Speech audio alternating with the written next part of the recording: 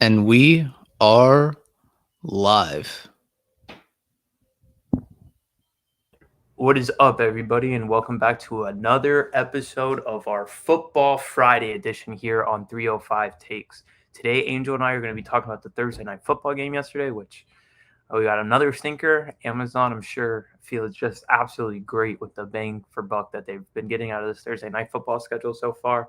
The best bets we have this weekend, and games that we should all be keeping an eye on because this is more of a weird week in the NFL. There's a lot of games that I feel like could go either way. Record wise, they look good.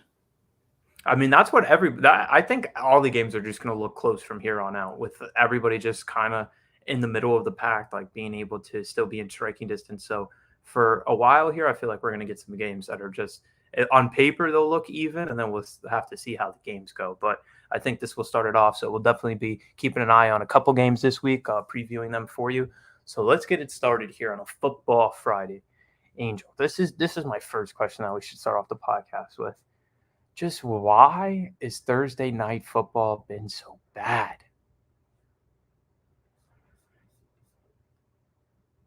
Yo, you're on mute. My fault. Outside of Okay. like that first Chargers Chiefs game, they've just been bad. Like the Broncos game, that was just man, that's got to be one of the worst football games I've ever seen. And then this one, it I just feel like the matchups have just been not great. Oh, and then we also have Miami and the Bengals. That one didn't turn And out well either. Steelers Bengals that ended on that weird touchdown that hurt a lot of people betting wise. That was a terrible game as well. The only thing we really got from that was the Pickens catch. Yeah. So I mean, there's just been simply bad matchups. Out What about if they don't play on Thursday and they play on Friday instead? That's actually a pretty solid idea because I mean, the teams get more rest, Yeah, it's only an extra day, but I just feel like it's so crazy for but I them. also think college football wouldn't like that. Yeah, but college football still has Saturday, and they got Wednesday and Thursday. College football could flip Thursday, and I then there you mean, go. We've got midweek action; those are Wednesdays, and then if they could not, have the Thursday slot. yeah, if not, people who make the schedule they have to like go. Okay, if we're gonna put a game like in the middle of the week or like close to the weekend, let's make sure it's a good matchup because it's gonna be the only game they're gonna be talking about. Yeah, It's legit the only game to, and then to see the Bears and the Commanders, honestly, that was bad. Like for anyone that yeah, doesn't know, me and Miles were talking off air, and we just talked about just how bad the Bears' offense is. To have first and goal at the 5 3 times, and you couldn't get one touchdown, like that's just sad. And then Ron Rivera at his post game, that was just bad too. And then the Commanders, overall, they're just not a good team. They're just not a good team. Both of them, Commanders and the Bears, they're just simply not good. and Wentz is so terrible, bro. Wentz is so bad, I so feel like bad, and that's the thing. the And comment that's by Ron Rivera that shook him. Yeah, that's well. I also don't understand saying that and then being upset when people ask you about your quarterback post game. Like, which is it? Like, I get that you probably shouldn't have said that the first week after you guys lost to the Titans, but once you say that, you kind of have to stand by it. So, like, I don't understand the whole point of making a show of it and then trying to be upset when you're the one that brought this onto the team. But I mean, I wouldn't be. I would understand him for being upset. They like their weapons have been really solid. Like McLaren is good. Dotson has been good for them so far. I know that the one pass that he threw to Samuel should have been a touchdown. Samuel should have come down with it. It looked like he jumped a little bit too early. But I mean, those are three weapons we mentioned right there. They're getting So Robinson any back. Logan That's been Thomas, looking good. Yeah, he wasn't even active last game, and their backup was getting a couple targets. The running back group I think is solid. Gibson, I don't really get why they were so eager to give the job to Gibson. I mean to Robinson and just say Gibson, see you later, because even McKissick was outsnapping Gibson, and I think Gibson is a pretty solid and versatile back. So, I mean, there is like weapons there on offense, but like how we mentioned before we started talking, that defense. I mean, their first takeaway of the whole entire season comes on well, the second, their on the second just takeaway. that's crazy on the Justin Fields deflection. Which I mean, okay, yeah, it's a great play on the deflection, but for them to come down with the It pick as wasn't even a well. great play. You were just there and Joseph threw it at your helmet. Well, no, but to catch it while looking up Oh like yeah, a center fielder, like that's so an incredible play to just come away with your second turnover of the season. Like that's pretty baffling. I know that Chase is out, but I don't think there's really anybody good in that secondary. It's just that the Bears really couldn't challenge them downfield. And the Bears, for as bad as we can say their offense was, they were moving the ball on the Commanders. So Yeah. it's not like they didn't come in with a game plan. They clearly thought, okay, we can try to hit them over the top on first and second down because they're going to be expecting us to run the ball constantly, and it was effective. But I just don't get having Justin Fields and saying, okay, let's keep you right in the pocket. Like that's Yeah. the best use of you. Like that makes no sense to me. I mean, the play calling is so questionable, and because we see every time they move the ball, Justin Fields was on the move, like he was rolling out, making the plays. So I was like, okay, clearly get him on the run, put some more RPO plays in there, or just Yeah. have quarterback more plays for Justin Fields to run. Like I it's mean, look at that play that got him into the red zone to end the game. That yeah, was all on him just making plays with his feet. And he's exactly. fast. Like he's fast, mobile. Like it's weird with him because he's not the tallest, but for his size, I feel like he's put He's together got pretty speed. well. Yeah. Yeah. And he, like you said, he runs well. Like he was able to make guys miss. And I was like, he has the running ability. Why don't you get him some more opportunities to do something? Like the playbook with Mitchell Trubisky, give that playbook to Justin Fields. Literally. Because That would that actually playbook help a got lot. so elementary, but they knew that, okay, if there's any chance of succeeding with Trubisky, it's with moving the pocket and having him on the run while they throw him. And then just looking forward, so next week is Saints at Cardinals. I mean, it'll be interesting to see that one because there is a new Call of Duty game coming out that week. So I'm Maybe very Kyler's interested to not see playing. how your boy Kyler produces there. That will be fascinating to me. If the Cardinals come out flat, I'm going to be just Roasting. chuckling at the house. Then week 8, we finally get, I'd say, a good matchup. Ravens at Buccaneers, and then That's a good game. That's it. we're just Hopefully, back down. We're just back down the bad slate. We got Eagles at Texans, followed by Falcons at Panthers, Titans at Packers, and then finally till week 13, we get Buffalo at New England. And it's not even like I expect a great game, but at least that's better than Falcons at Panthers, Philly at Houston. I'm just I don't know, and I just think it's crazy to ask these guys to play a full football game on Sunday and then turn around and have to play a game on Thursday. on So Thursday. Yeah. that's why I It's threw tough. out the idea of maybe Fridays. I mean, it's only another extra day, but I just find it really crazy that you can actually go 100% on Sunday and then be expected to play in a violent sport and go 100% again on a Thursday when it's the Chicago Bears and you probably don't even want to be there. Yeah.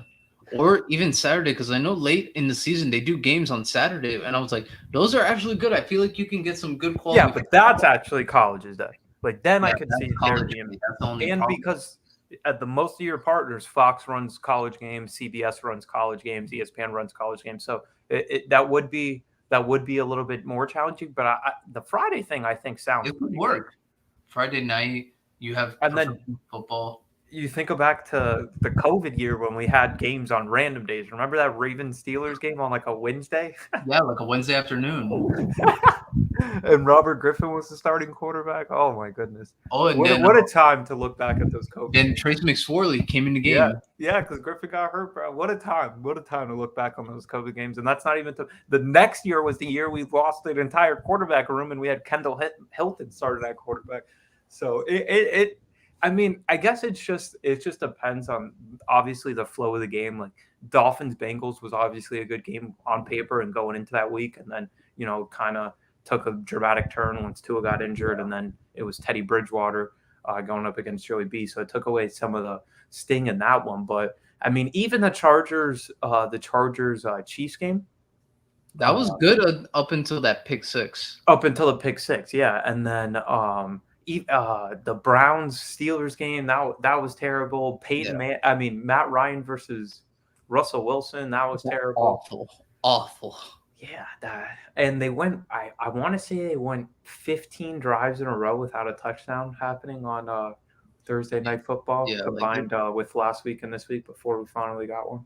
oh my gosh, man. Yeah. Thursday night football is it's been bad, and from the way you read the schedule, I feel like there's gonna be a lot of talks about like saying, okay, we need to put a better product out there, or Amazon, like you, maybe who knows, they might watch this and say maybe we should put a game on Friday, give these guys more rest. Maybe there's a better chance they'll put on a stronger game. Maybe if it's close, like if the game was like if they were going back and forth when in terms of scoring, like not all the time scoring on each other, but if it was like 21 to 24 going into the fourth quarter, I would be fine with that. Or if you just had more big plays, it was literally these guys going 3 yards at a time, both Yeah, sides of the offense. Like it was like, okay, yeah, we got the Herbert play, we got the long pass for the touchdown from Fields, and I can't remember a long play by the Commanders.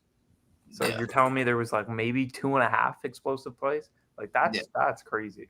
It's been bad, but hopefully our next topic can put up a stronger game.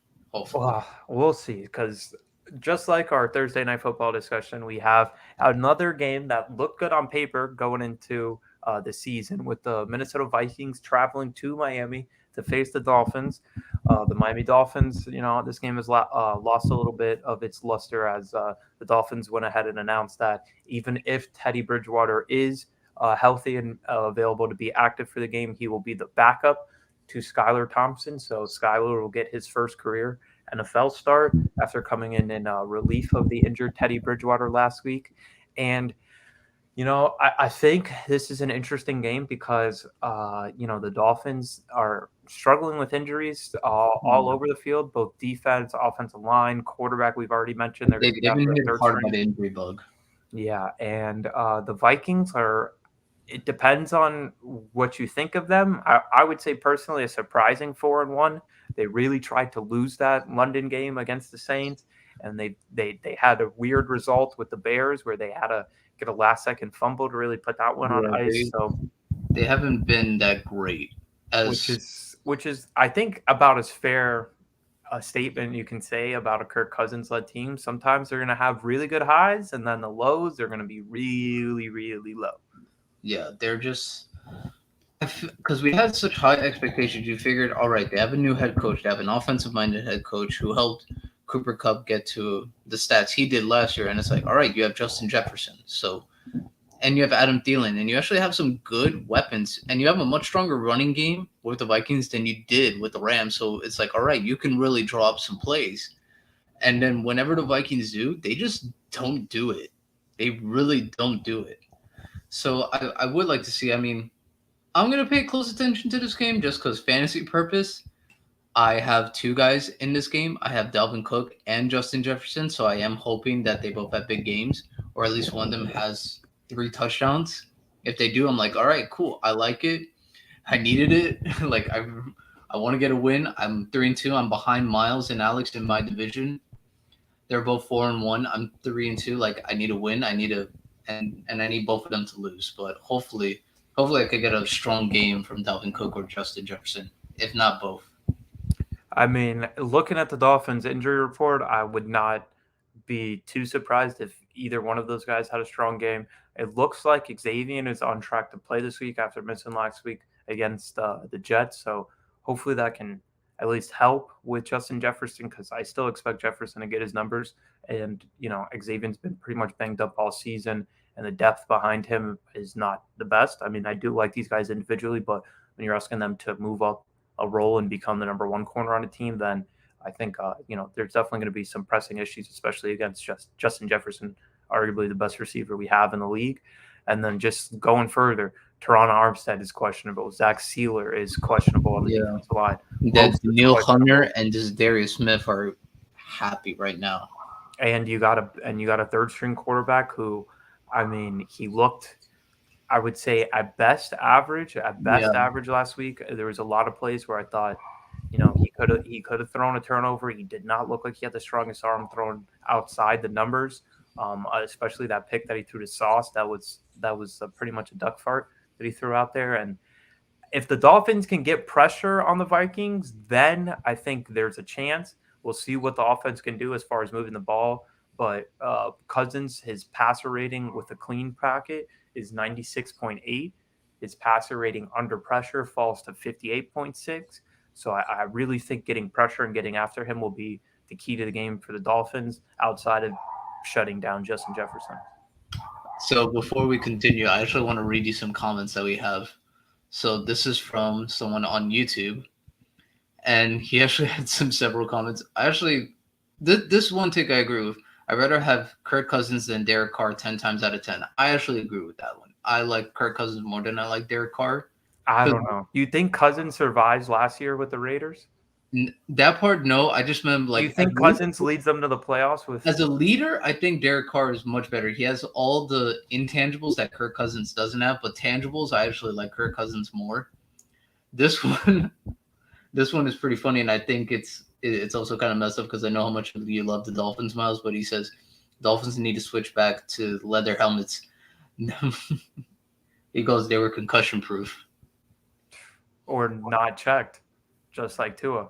So who knows? They might still be in the leather hat era. I mean, we'll see, but those are just some pretty funny comments to me. Those were but I will say I am excited for the game because I do think one at least we could see legit now what Skylar Thompson can do with a week of preparation.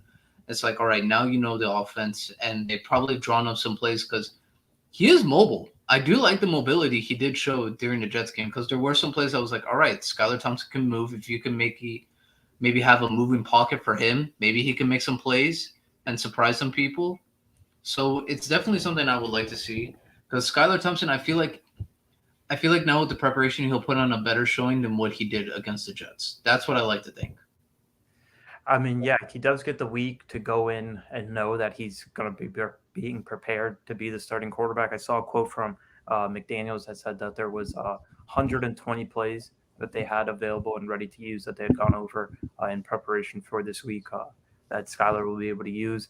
I'm very curious to see what's going on with this Dolphins locker room. We got the report that the team captains had removed the ping pong tables Yeah, and then from the Tyreek locker Hill room. comes out and just says, "Oh no, it's broken. We got to get a new one." Well, that's what I found interesting about it. So we got the report that they had moved the ping pong tables from the locker room to quote unquote focus more on week to week preparation. So they asked McDaniel about it during his weekly press conference, and he goes, "Yeah, I'd love to see that." And then Tyreek, like you said, comes out yesterday and says, "No, we're getting upgrades on the ping pong tables. They're not going anywhere." So it's a weird situation with that. Like I liked it more when they were removing the ping pong tables. Like, all right, we got to get serious. We have a third round quarterback, and then, I mean, clearly, I don't know if I can say clearly it was an issue with the coach, but the coach clearly thought it was a good idea Yeah, or leadership at least at the minimum. He thought it was good leadership for them to do that.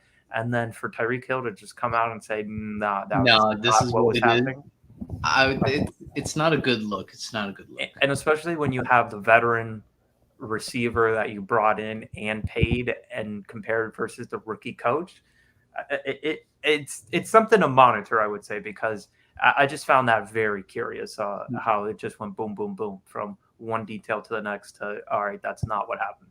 Yeah, hopefully I don't think it's that big of an issue because I'm like, all right, it's a ping pong table. Like, I don't think it's gonna ruin their preparation week to week because it didn't do anything for the first 3 games of the year. Now all of a sudden it might just be an issue because they're losing. No, I just Well, I don't know if it didn't do anything. The defense really hasn't been able to stop anybody. yeah. The Well, Tyreek Hill's just beating everybody in the practice field and then going inside and just whooping everybody on the ping pong tables. And yeah, defense is like, all right, I got to get better at ping pong than stopping people. that's a good question. But here's this one: if the Dolphins lose this game, do you think they're gonna see the dark side of McDaniel? I mean, what is the dark side? I don't know. That's what this one comment on YouTube has. He says Dolphins lose one more game, they're gonna see the dark side of Mike McDaniel in the locker room. I don't know. I don't think Mike McDaniel is like one to be goes like scary. I mean, I'm I'm not quite sure what that means because he seems to be as pretty much as a player coach as you can. And the only thing is with this game is that we talked about it earlier in the week that the stretch that they go on after this game is crazy easy. They go Yeah, Steelers at Lions at Bears, and then Browns with still no Deshaun, and then Texans after the bye. There's winnable games. Yeah, so I think this one will go a huge way in probably determining playoffs. Like if you can get this one out of the way, this is a team that you're an underdog at home. You kind of really need to take care of business. I get that it is a third string quarterback, but really on paper, as far as talent wise, you guys should probably match up pretty well with them. And I hate that Vikings secondary. So They're not good. if McDaniel can if he can go evil genius in this one and just scheme up Waddle and Hill, then I think the Dolphins can easily win. And they seem to really find something in the running game last week with Mostert against the Jets. So I'll be interested to see what happens with the running game this week, especially with Mostert coming into the game pretty banged up. He's listed as questionable right now. So I'm just curious to see what the offense looks like going into this game. Yeah, it's definitely something to look at. I am looking forward to it. Because it's a solid football matchup. I actually like it. I mean, I would have loved it if Tua was playing because I was like, all right, we can generally have a legit conversation on which offense is better, like Justin Jefferson, Tyreek Hill, or Justin Jefferson, Adam Thielen, and then you probably go to running backs. You have Mostert, Chase Edmonds against Dalvin Cook, Alexander Madison, and then it could just go on and on. So it is something to look forward to, but hey, hopefully it could put on a better game than what we saw on Thursday night. Oh yeah, please, for my soul, I can't have the Dolphins looking that bad. For my soul, please, for my soul, I can't have my offense resembling a Carson Wentz-led offense. That would be insane. Then we'd actually have a problem. But I think that's enough of the Dolphins talk. And before we move on to the next topic, let's take a quick moment to shout out the sponsor of this podcast, E2G Sports. They are the presenting sponsor of 305 Takes and handle all the behind-the-scenes aspects of our podcast. They're taking care of everything for us on Football Friday. As always, we're recapping everything on Mondays. On Monday, we're there live on YouTube where you can catch this recording. We're live 2:30 p.m. on Mondays, and then every Friday for Football Friday, we go live at 3 p.m., and that's what you guys are listening to right now. So thank you guys, as always, for listening. Shout out to E2G Sports. You can find your latest news for NBA as that season's about to kick off, NFL, any of the games that we didn't cover. They got you guys all covered there. You can head to e2gsports.com, and that's who's taking care of everything. So shout out to E2G for us. Let's continue back to your regularly scheduled programming on 305 Takes on a Football Friday. So, as always, let's go over some of the best bets of the weekend that we have coming up for this week. For me, this so far this has been a pretty short week for me. I think the lines are pretty good for this week. I don't really see any that. Not bad. Yeah, I don't really see any of that kind of scream out to me like, hey, this is a good number to take. I mean, I find it so curious that the Packers are only -7 at home against the New York Jets, and like especially when you consider that they had just lost to the New York Giants. Like if we would have asked what this spread would be going into the season, I mean, I would probably say it starts at 10, and then by the time the game comes, we might be looking at like 13. 8. I was going to say only 8. The only reason I would have said 8 because I was like, all right, we had to see what the Packers receiving core looks like. What does the offense look like? That would have been the only thing because I was like, all right, their defense is going to do fine. It would just be the offense that worries me. But now it's like the complete opposite. Their defense worries me. Their offense can score, just not like. I don't know. The whole team worries me, honestly. They do not look good. They have 7 first-round picks that they've all been drafted and not lost on that defense. And they lost to Daniel Jones in that second half, who had 0 receivers. Yeah, that was probably the worst looking of the Packers defense that I saw. And then they can't get the running game going, even with Jones and Dillon. They just choose not to, which is kind of shocking because we talked about it last week, like saying, "Hey, the Giants, like they're pretty bad against the run, but somehow the Packers aren't able to run the football on them." Or I was like, "Or you just chose not to." Like I do think the Dobbs kid will be good for them. I think that's the good one. Watson, I'm having all types of concerns. I know there's been a couple of weeks where he's been struggling to get on the field, but I mean, he looks like he's only comfortable running a jet sweep. Like he does not look comfortable in the route tree.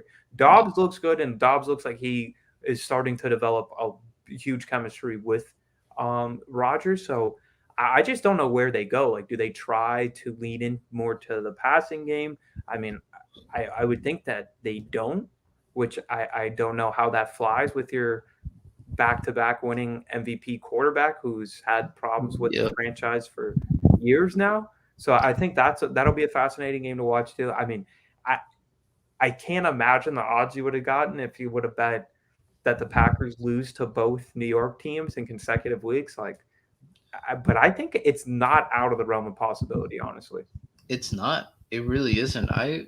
It definitely could happen. It could happen. I could maybe see the Jets making it close, but in terms of a bet that I like this weekend, people might think I'm crazy on this one, but I legit think it's a good bet where Buffalo is -3 because I was like, if anyone who doesn't know Patrick Mahomes' record against the spread, he's 6-2, and he has been unbelievable against the spread. This year? Yeah. Oh well, I don't know Oh, about this I year, saw but that. It's his six and career. it's 6-0-2 as a home underdog. I saw Yeah, that. He's as a been 6-0-2, and this and is the eighth time. So in and the last yeah. 7 times. So I was like, if and I go, I understand Buffalo is good. Like they have the much better defense. Like they are a good team. But outside of last year in the regular season, when has Buffalo beat Kansas City? Yeah, yeah, Like, I remember Kansas City went in there during that weird year of whatever day the game comes. Kansas City just ran the ball all over them in Buffalo yeah. And and beat that's them, was Buffalo's basically their game plan. Like, are you guys patient enough to sit back and run the ball the entire game? and they did. They Yeah. beat them. Like it was not even close. So I was like, and then the playoff game. I understand. Yeah, you want to avenge the playoff game, but do you not know how many injuries are on your defense? You can't tell me Kansas City is going to take advantage of that. So But the only thing that I'm concerned about is that defensive line, because yeah, that's why the Raiders were so far ahead in the first half. Is because yeah. their defensive line was owning them in the Max first half, Crosby and Chandler and Jones then were getting at it. yeah, Mhm. and then second half that it fell apart, and that's when the Chiefs were able to move the ball up and down the field. Um, this one, I don't know.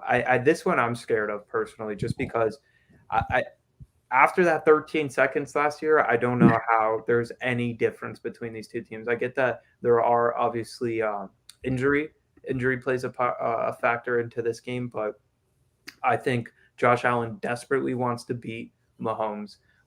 It is scary betting against.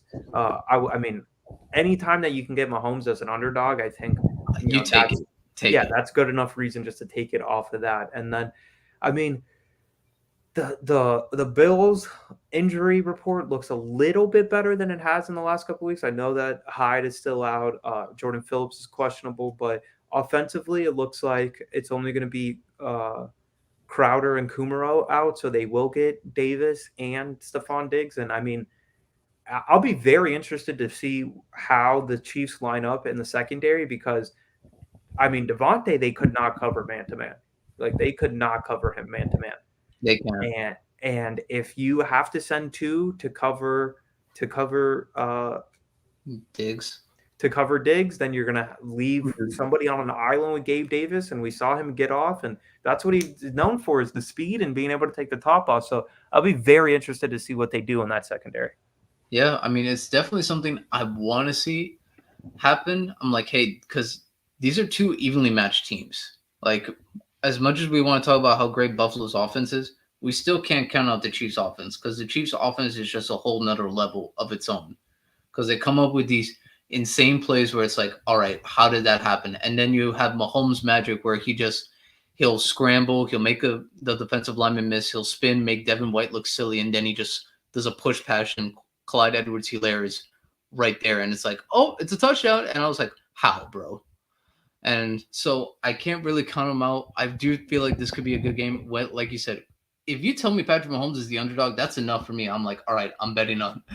Give me Kansas City. So I do like that one. And then the second bet I really do like. I actually like the over in the Cardinals Seahawks game. Right now, the line is 50.5.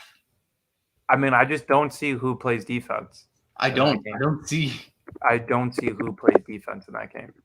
no one. Like So if I'm like, you can point me to the defense, and bruh, at some point we're gonna have to have a discussion about this man Geno Smith. we have But like to. if He's it continues balling. like this, because it makes me think like, are there other backups that like we just gave up on, and like there might be magic in there? Casey Keenum, remember that year of the Vikings? The Minnesota Miracle, dog. Of Yeah. course. I mean, the Vikings Of course. offense was legit good, and so is the Seahawks offense. Like, they're actually good. And your boy Kyle, you already know they're going to be down by like 100 points at halftime, and then he's going to score 105 in the second half. So, like, Yeah. there's your over already. The over will hit him first half because they'll be down by 100. But, I mean, that game I think is absolutely fascinating because I don't know who's the worst team in that division. Like, I before the don't. season, I thought it was clearly the Seahawks. Like, clearly, But they're Seahawks not. are going to be one of the worst teams. And they are simply not. And if you really look at it game by game, It might be the Rams. it might sneakily be the Rams or the Cardinals, but maybe really the Rams. It might be the Rams. The Rams might be my worst team in that division. So that's why I love this bet because, like you said, the Cardinals, they're always down going into halftime. They're going to be down by like maybe 15 points. Next thing you know, they're going to come back in the second half. They're going to tie the game up somehow. And with the way Geno Smith has been playing with Tyler Lockett and DK Metcalf, what makes me not think they can go? Because they lost Rashad Penny. So I was like, all right, they lost their running back. So now they just have to air out the ball. But they got a Walker that they drafted in the second round. So I still think they'll be able to run the ball. And if you look at PFF has power rankings for defense. 30th in the league, the Cardinals. 29th in the league, the Seahawks. Power ranks on offense. First on offense, the Seattle Seahawks. First. And the Cardinals are 15th, so right about league average, but still, that's pretty crazy. The Cardinals run on average 76 snaps a game, and the Seahawks run 61. So that's a lot of time with the ball that these two teams are used to. And it's not like the Seahawks, their games over the last couple of weeks, they've been all hitting the over. I mean, the only game that they haven't hit the over was week 1, freaking 17-16 game win over Russell Wilson. But honestly, I would say that has more to do with Nathaniel Hackett and him just not being able to put together a good offense. But outside of that, it's they've been lighting it up. 27-23 Atlanta, 48-45 against the Lions, 39-32 against the Saints last week. The Saints with Andy Dalton. So they're smacking the overs. I do like that one. That's a good shout by you. 50 is a lot of points. But the way these teams are playing, I'm like, I don't see how they don't get 25 each. And the amount of snaps that they already run, it's not like they're going to be like, oh my God, I've never played in a game like this. I haven't played in a game like this all season. Like they're going to be used to it, and they're going to be wanting to keep going up and down because they're going to be like, all right, you score, we'll just score right back. All right, you score, we'll score right back. Oh, wait, here it is. We got some more comments. The Rams, dumpster juice. Well, with the way how we talked about them, I concur. Agree with that. Jalen Ramsey been getting twisted since Mike Evans burnt him in the playoffs. I don't know, but I saw something. Who did they play like a week or two ago? They played somebody and he had them shut down. CD. I think CD only went for 1 catch and like 5 yards against him. So that is with Cooper Rush. So that is with Cooper Rush. And then he goes, Seahawks with Geno's Pizza is better than the Rams. Honestly, I couldn't believe that. I mean, talent-wise, the Rams are one of the worst rosters. Yeah. They just don't have depth. They don't have any depth. They have no depth. It's the F them picks coming back to, what's the saying? You had to rob Peter to pay Paul, and Paul is now it's time to pay the piper. Something like that. Yeah. That's what's happening with the Seahawks. It's time to pay somebody. I mean, with the Rams, it's time to pay somebody, and those somebodies are 4th-round picks that you don't have to fill out the depth of your own. Or the 2nd-round picks, because, bro, it is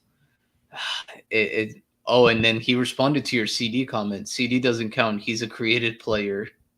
Yeah, CD Lamb, dog. That's straight up. He's a created player. That's straight up artificial intelligence creation right there. But for me, the game that I'm really really trying to not bet, but I really want to. I just don't get how Jaguars can be getting points at the Colts. That's I actually get a that. very fair argument. That's a I very get fair. that the Jaguars, their two losses, you can say are maybe the worst two we've had in the league, outside of maybe the Browns losing at the freaking horn to the Yeah, Jets. that But one to against lose to the that, Eagles, just fumbles, well, fumble. and they had the lead, to Mm-hmm. lose to the Commanders, like they have to have watched that game and like, there's no way we lost to that football team yesterday. Yeah, And then the Texans is like, it's like, yo, and then it's like Trevor Lawrence. I thought you were good for a minute, and then it's like, oh God, you're looking terrible yeah. again, brother.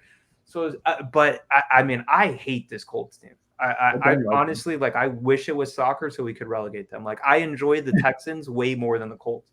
Like, and that's sad to say. That's Yeah, like really sad. Damian Pierce is giving us a reason to watch the Texans. Bro, and it's not, it's just like, at least they're competitive. Like, even when the Chargers are up 21-0, you're like, They're oh, still fighting. I know this game's going to finish 21-17 somehow. Yeah, I just know that they're going to fight. Like, they're like, okay, you can say that they're probably the worst team we have in the NFL, but they'll give you a half. It doesn't matter if it's in the second half and they're down 31-0, they'll give you that second half. Like, they're going to fight. So, and this Colts team, it's like, all right, I guess you can say they fought against the Broncos and they scraped and crawled their way to, pulling out a victory, but it's literally like it's literally like as if you woke up today and you're like, you know what I want to do? I want to play Madden 09. And I'm going to go run out there. I'm going to have Matt Ryan. I'm going to have Stephon Gilmore. I don't even know who Yannick that's the Ngakoue. Like rookies. The rookies. I just don't get what they're doing out there. I just don't get it. Yeah, bro. I wouldn't want to bet that either, just because I don't like the way how the Jaguars have looked the past 2 weeks, and then I don't like the way the Colts have But looked. it's like I'm supposed to be getting points. Like Yeah, the Colts are the ones giving points. Like, oh God, I want to bet it so bad, but then it's like I don't want to bet an AFC South game. Like when they play each yeah, other, just weird stuff happens. yep. Just weird stuff. Weird stuff. But that actually takes me to my game. A game I don't want to bet on, but I think it could low key be good. The Ravens and the Giants. Ooh, ooh. I feel like low key this could be a good game because the Ravens defense is pretty bad, but the Giants offense actually has like shocked me a bit. I was like, they can run the ball, and when Daniel Jones, he actually has hit some passes.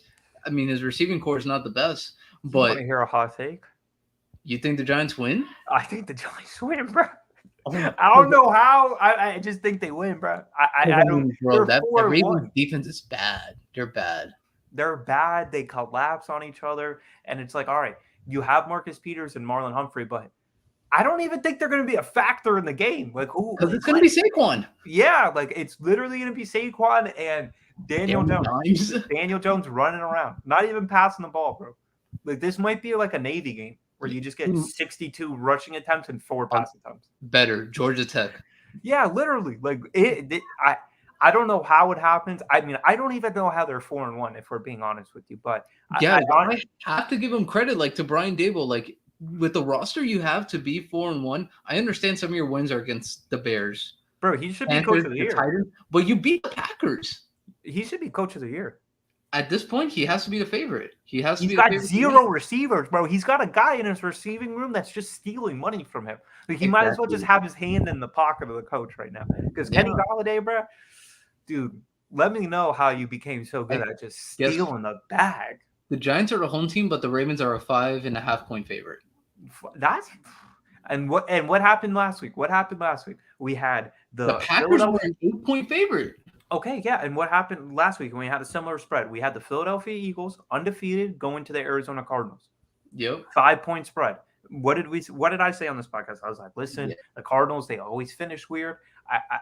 Maybe all they do is cover. Maybe it's the same thing as last week where the Ravens have to get Justin Tuck to bail them out, as always. But low key, I think the Giants win, dude. I think the Giants win voices in our league. Bro, I don't know what's going to happen because Nick in our fantasy league, he's a Giants fan. And Moy's a huge Ravens fan. So I'm like, Ravens fan. I mean, bro, that's going to be bad. That would be bad for Moy. Moy might, I think he might quit. And then my last game that I'm very intrigued in. Do I take the Panthers plus 10 or do I just take a money line? Because the thing that does suck is that you're betting on PJ Walker, which like no disrespect. You look all right. It's not like you're hot garbage. Like I've seen worse. The guy they started was worse than you. Way Like better. I don't think you'll be as worse as the guy that was the starter for the first you can't be as bad as Baker Mayfield. You legit can't be. Because bro, we had Mitch Trubisky as the starting quarterback this year, and he was not better. the worst quarterback. He was not the worst quarterback we had. Baker Mayfield takes the cake, no questions, no debate. Baker was the worst quarterback we've had so far this season. But I mean, we've mentioned it a couple times. The Rams getting 10 points is kind of crazy. Like kind of absolutely wild. I think they might cover. The cover I like, and they got the new coach bonus. Like they're gonna want to be like, oh yeah, they want to win for Steve Wilkes, and they're gonna be like, our season's not completely over. Like, and their defensive line, they're actually not bad. I like Brian Burns a lot against that O line. That's what I'm saying. That O line is cheeks, bro. Like they just let anybody run through there and beat up their quarterback. So.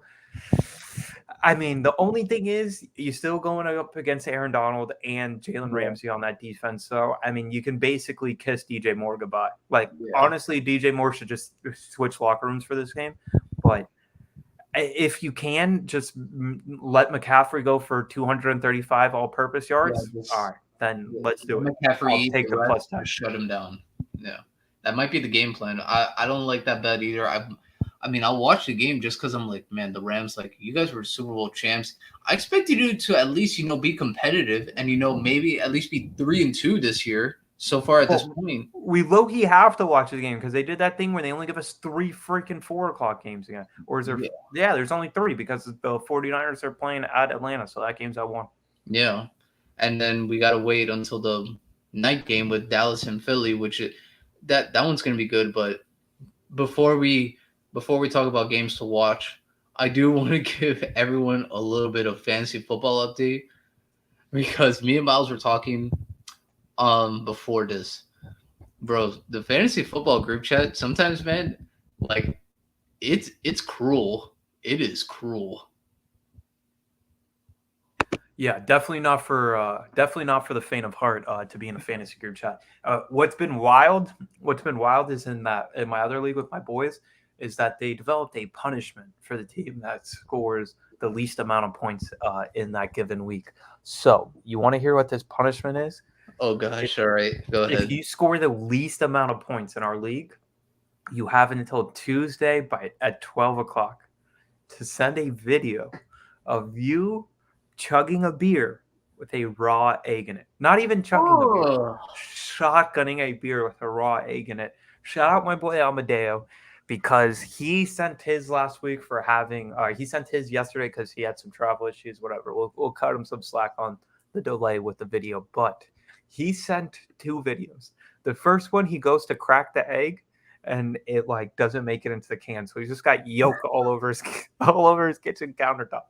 The second one, he cracks the egg right into the beer. He sends it. We get like 4 seconds of him sending it. He lowers it, just starts yakking everywhere. So shout out my boy Amadeo for following through. I appreciate that. Shout out my boy Danny Meltzer for going ahead and initiating that challenge. I was getting a little bit concerned before Kelsey started going off for 4 touchdowns with 12 yards, whatever he had. But would that negate? It wouldn't count because I was like, if you get the win, you didn't score the least amount of points. Well, the thing is, bro. The thing is that I had like 68 points, and the lowest was like 69, 73. So I was like, dude, imagine Kelsey doesn't do anything right now. I would have had to send that beer challenge. But shout out my boy Kelsey. Almost brought me back. I was down like 35 points. I only lost by 10 because I just kind of suck sometimes at fantasy. I've been trying to make moves all over that league. But back to our original point with the group chat. Our boy Moy, he got a little bit fed up because, he's a good fantasy player. I find it so ironic because in the league that me and Angel are talking about, unfortunately, Moises, he hasn't found himself in the W column as of yet in this league. So of course, what's naturally people are going to see that you Yeah. don't have a victory, so they're going to start Yeah. sending you trade offers. But let's start on Tuesday. I want to start on Tuesday at 11:18 a.m. One of the other players, Pete, says this: I think Moises is cursed. And a lot of people reacted to it. I was like, well, he's kind of not wrong. And then, Alex just goes in and says this because of a group chat message he sent before with the involving trades. Alex goes, I think it's because he hasn't accepted a trade from me yet. I have to bless his team. And then Ed goes later on and puts a tweet from saying, POV, you're 0-5 in fantasy football. And then Pete goes, imagine 0-5. And then Moy just comes back and says, I've played the highest score in 4 out of 5 weeks. And then someone says, talk about unlucky. Yeah, 4 out of 5 weeks, highest score is actually crazy. And then we get right to you with the trade offer. Oh. Yeah, the trade offers I do feel him on because all right, it's not like I'm not paying attention or I gave up on this league. So don't try me with these crazy trade offers. I do feel him on that. Yeah. But at some point it's yo, what I ain't doing it. Yeah, I ain't doing it. So I did appreciate him being yo, everybody chill out. I'm still competing. I'm not getting off my guys for nobody, And honestly, shout out to Moises for doing that because the whole part of fantasy is the integrity. Yeah. You might be shite, but still go out there and fight. And then even if you come in last and you score the least amount of points, send a video of you throwing up because you chugged a beer with an egg in it. That's all fantasy is about. Because, yeah, we'd like to win. Yeah, you want to, win the championship and get the prize money. But really, it's the camaraderie that's built between the league members. Yeah. That's my PSA on fantasy football, brother. Yeah, no, it's fun. Because you have the smack talk, and I'm like, hey, I love this. And some of the games, we're just like, hey, yo, these two match up on the weekend. And next thing you know, their teams are, going at it. And then to go back to him, how he got 2 trade offers. They were just not good trade offers. And Moises said the same thing to both times, stay off the weed, boys. And then Pete came back and said, stay off the weed, but he highlighted the W, which Moises doesn't have. Yeah. Which scares me, bro, because I play Moises this week, so I'm like, oh my God, is this the week that he turns around and the first W is against me? Well, the thing that always scares me once I start getting a little too cocky in fantasy is that, I literally have no control over what happens. Yeah. I might be oh, dude, I have the best receivers in the league, and the next thing you know, hamstring injury, I'm out of receiver for 3 to 4 weeks. Next thing you know, I have to stream. That was not good. Next thing you know, I have to stream somebody for the next 4 weeks. I got Richie James starting at wide receiver, or last year when I had Kadarius Toney. Yeah. No, we've done a lot of things to make the football league fun. Shoot, we even tried to get a trade done. For anyone that doesn't know, Myles sent me a trade offer for Ramondre Stevenson and AJ, right? Yeah. And I was like, I'm willing to do it, but I want Goddard in the deal. Yeah, I try to flip the Kittle. I'm scared of Kittle this year. The guy I've been telling everybody to go after is Debo. If anybody's asking me who I should target, because I think Debo just becomes an absolute different beast when they have Jimmy G back there, because he kind of knows holy shit. Sorry for cursing, guys. Yeah. If we're gonna score, it's going to be because of me, because I have Jimmy G back there. But I don't think Pete's gonna let off a Debo now, because I'm pretty sure he knows the same thing. But I will say this: I was willing to do this. I'm willing to give you AJ and Miles Sanders. We're just doing an all Eagles trade? Oh, well, no. You don't have to put Goddard in the deal. You don't want to, but I want CEH. Oh, and you'd give me both Eagles guys? No, but I want CEH, and I'm willing to take either Goddard or Kittle. I just hate Sanders. You the other weekend you were just like, man, I would like a running back, but I don't want to take Sanders off of you because then you have no running back. I hate Sanders, bro. He's good, but he's also in the Antonio Gibson role where it's why does it seem like your coaches don't want to give you the ball? Why does it seem that way sometimes? CEH might be losing his job to Pacheco pretty soon. Dude, that's because CEH looks like when the football is being thrown to him that he's under attack. Like he looks like it's an alien coming from sky, and he has to fight for his life before this object comes anywhere close to him. I don't know what I just don't understand. He literally was Dion Lewis at LSU with all these other guys, and all you have to do is just throw me the ball when they're all covered. Yeah. And then he went to the NFL, and he was like, you know what, I'm going to become a power back that doesn't want anything to do with catching the ball. Yeah. But that was the whole thing. But fantasy football update for you guys, because one, we found the group chat pretty ruthless. We understand, Moy. We know your team is good. It's just you. And we know you're good at fantasy. I'm in another league with Moises, and me and him are both 5-0. And it looks like we're going to be running away with that league. It's not like he's a bad player. It's just he's ran into bad luck in this league, that happens. It generally does happen. But let's get back to our regular schedule programming. Like you said, for games to watch. I mean, we talked about the Dallas-Philly game. What's another game that's going to be up to watch? I mean, I would like to talk a little bit more about the Dallas-Philly game. I'm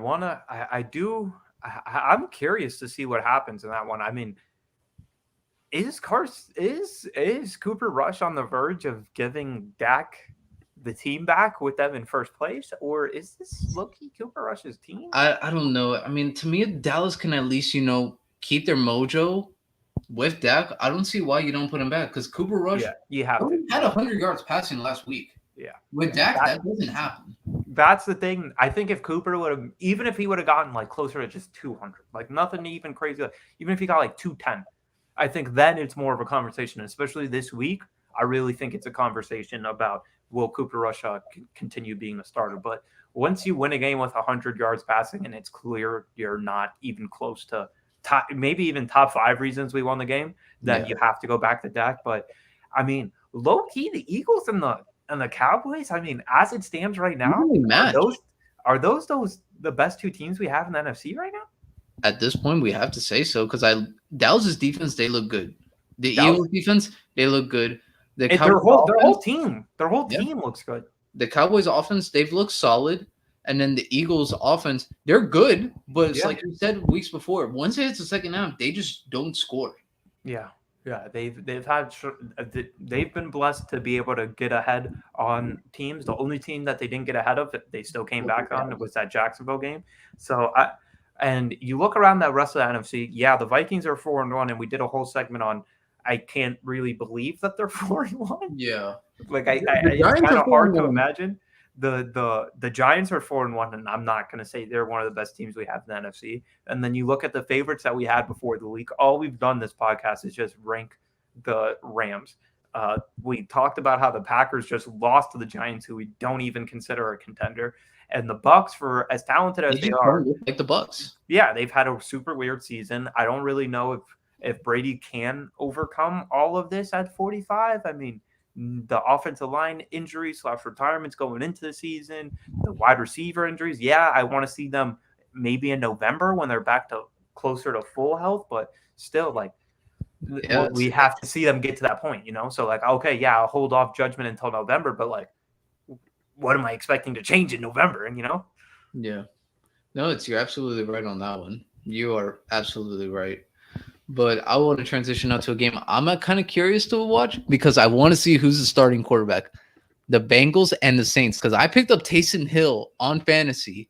So I was like, oh man, if Taysom could just be the starter, I have him at tight end. Like, if he can replicate at least half of what he did last week, I truly believe I win this week.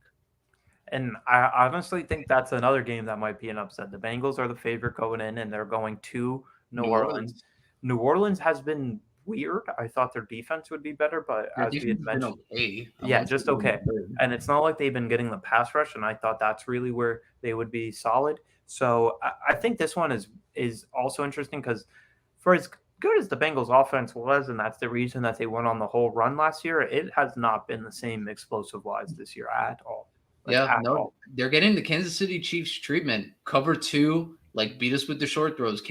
Are you patient enough, Joe Burrow, to not hold on to the ball and get out those quick passes? And they cannot get Mixon going. Yep. Maybe this is a game Hayden Hurst really gets it going, like he kind of did like last week against the Ravens, how he was really involved in the offense. Yeah, he got the touchdown for them and everything. So I think that game, for me, it's a no bet, because at 2.5, that's a weird number as it is.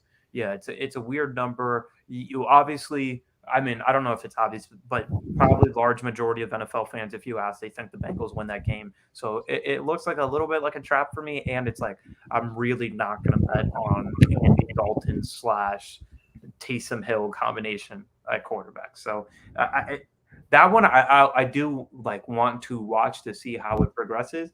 And I mean, can T. Higgins do something for me? I have him in like 3 fantasy leagues, bro. Like, how are you going to tell me the guy's active and he runs one offensive series and comes out with an ankle injury and I never see him again? Like, that means he's not active. Don't start him so I can know, so I don't get the 0.